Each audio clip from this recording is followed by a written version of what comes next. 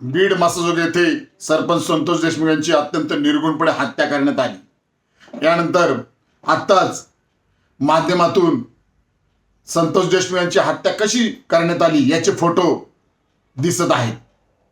परंतु यामुळे राज्यातील जनतेला चांगला धक्काच बसलेला आहे। महाराष्ट्र राज्य हादरलेले आहे। प्रत्येक घराघरात एकच चर्चा आहे की वाल्मिक कराड आणि हे सर्व जे आरोपी आहे यांना फाशी शिक्षा झालीच पाहिजे। परंतु या वाल्मिक कराडला अभय कोणी दिलं, या वाल्मिक कराडचा कोण सहकारी होता याची सुद्धा राज्यभर चर्चा चालू आहे। वाल्मिक कराडचे सहकारी मंत्री धनंजय मुंडे आहेत हे राज्यातील जनतेला चांगलंच माहीत आहे।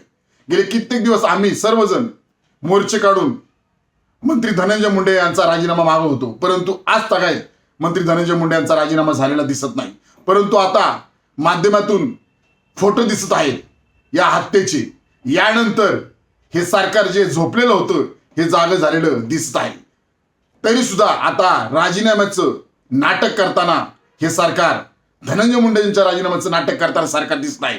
आमचं मत आहे, आमची मागणी आहे की आता फक्त राजीनामा नको, या मंत्री धनंजय मुंडे यांना तात्काळ या प्रकरणामध्ये सहआरोपी करा।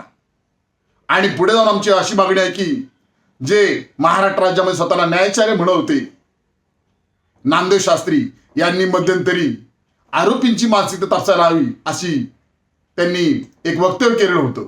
परंतु आमची मागणी आहे की आरोपीची मानसिकता ही मनुवादी आहे।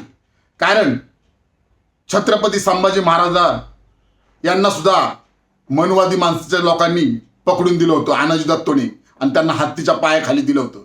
आमची मागणी आहे सरकारला या आरोपींना आता हत्तीच्या पायाखाली दिलं पाहिजे। त्यामुळे आम्ही मागणी करत आहे की ही मानसिकता मनवादी मानसिकता आहे। त्यामुळे न्यायाचार्य नामदेव शास्त्री यांनी जे वक्तव्य केलं होतं याबद्दल सुद्धा त्यांनी जाहीर महाराष्ट्र राज्याची माफी मागावी अशी सुद्धा आम्ही मागणी करत आहे। आणि लवकरात लवकर या सर्व आरोपींना ही केस फास्ट ट्रॅक कोर्टात चालवून या आरोपींना सर्व आरोपींना फाशी शिक्षा झाली पाहिजे अशी मागणी रिपब्लिकन पार्टी खराब पक्ष राज्य सरकारला करत आहे। एबीपी माझा, उघडा डोळे बघा नीट।